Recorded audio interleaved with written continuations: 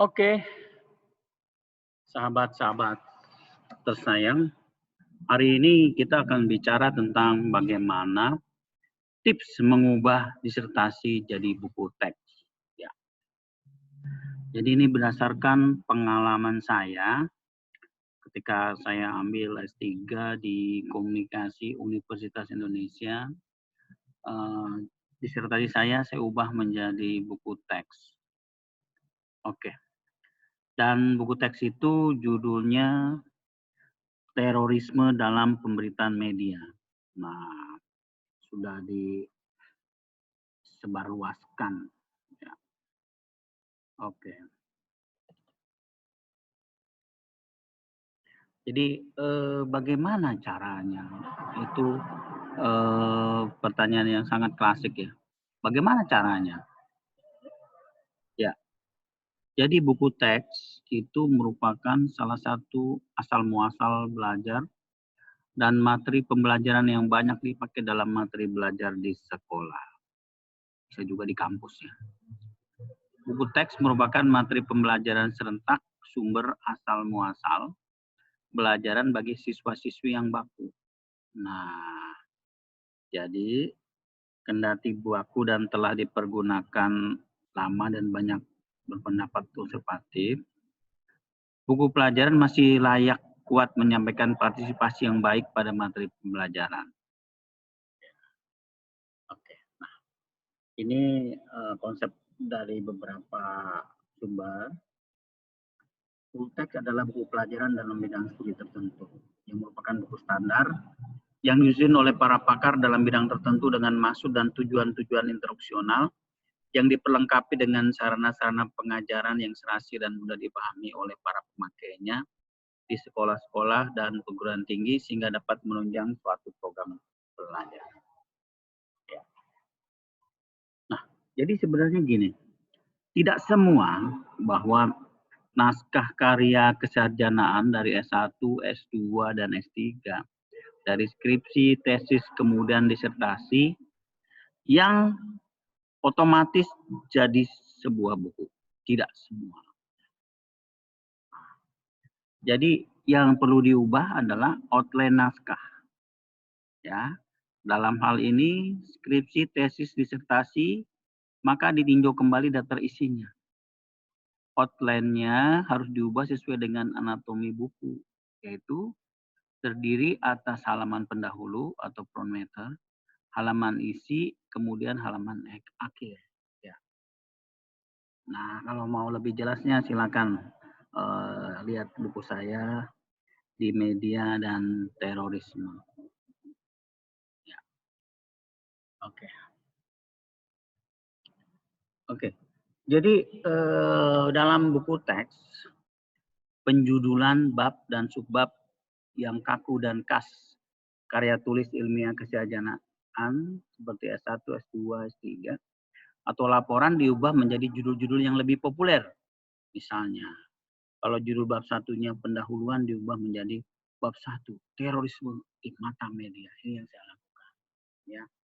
Nah, kemudian karya tulis itu juga supaya lebih populer, kita sisipkan cerita, fenomena, serta informasi menarik pada teras. Jadi dimulai dengan sesuatu yang menarik, lalu baru memasukkan definisi-definisi dan teori.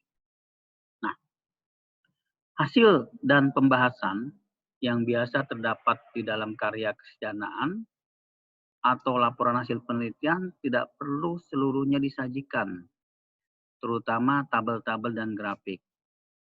Yang perlu disajikan adalah yang penting-penting dan mendukung wacana pemecahan masalah yang dimuat. Nah, jadi pada dasarnya sebuah buku yang menarik bagi pembaca adalah topik permasalahan apa yang disuguhkan penulis untuk pembacanya dan bagaimana penulis menawarkan alternatif solusinya.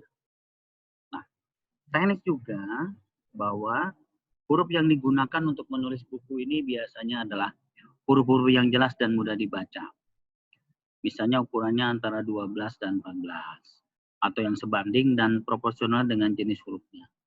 Berbeda dengan isi, jenis dan ukuran huruf biasa diatur sesuai dengan keinginan penulis atau penerbit judul. Ya, ilustrasi dan penggunaan warna adalah dua hal yang penting dalam elemen kegrafikan. Keduanya perlu disusun secara proporsional dan disesuaikan dengan faktual. Sementara yang berikutnya adalah dalam buku ajar kita perlu adanya indeks dan glosarium. Indeks adalah daftar kata yang berisi kata-kata tertentu yang dituliskan dalam isi buku agar mudah dicari. Kata-kata dalam indeks akan dilengkapi dengan nomor halaman sehingga pembaca dapat dimudahkan dalam mencari kata-kata yang diinginkan. Sedangkan glosarium atau kamus kosakata akan berguna dalam menyediakan penjelasan singkat mengenai kata-kata yang belum diketahui. Biasanya glosarium terletak di bagian akhir buku teks.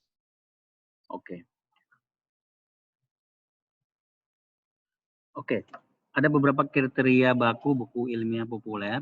Yang pertama, memiliki ISBN, tebal paling sedikit 40 halaman cetak menurut format UNESCO, ukuran 15,5 cm x 23 cm. Diterbitkan oleh Badan Ilmiah Organisasi Perguruan Tinggi, isi tidak menyimpang dari pasaran Pancasila dan Undang-Undang Dasar 45. Sedangkan buku yang dapat nilai PUM, terutama untuk dosen. Yang pertama monograf. Monograf adalah substansinya adalah satu hal yang dalam satu bidang tertentu, memenuhi kaidah penulisan ilmiah yang utuh, ada rumusan masalah, pemecahan masalah, dukungan teori mutakhir, kesimpulan, dan daftar pustaka. Dalam bentuk buku, referensi, dan disebarluaskan, tebal paling sedikit 40 halaman, diterbitkan oleh Badan Ilmiah Organisasi PT ber-ISBN, dan diedarkan dengan angka kredit 20. Tidak menyimpang dari Pancasila dan Undang-Undang 45.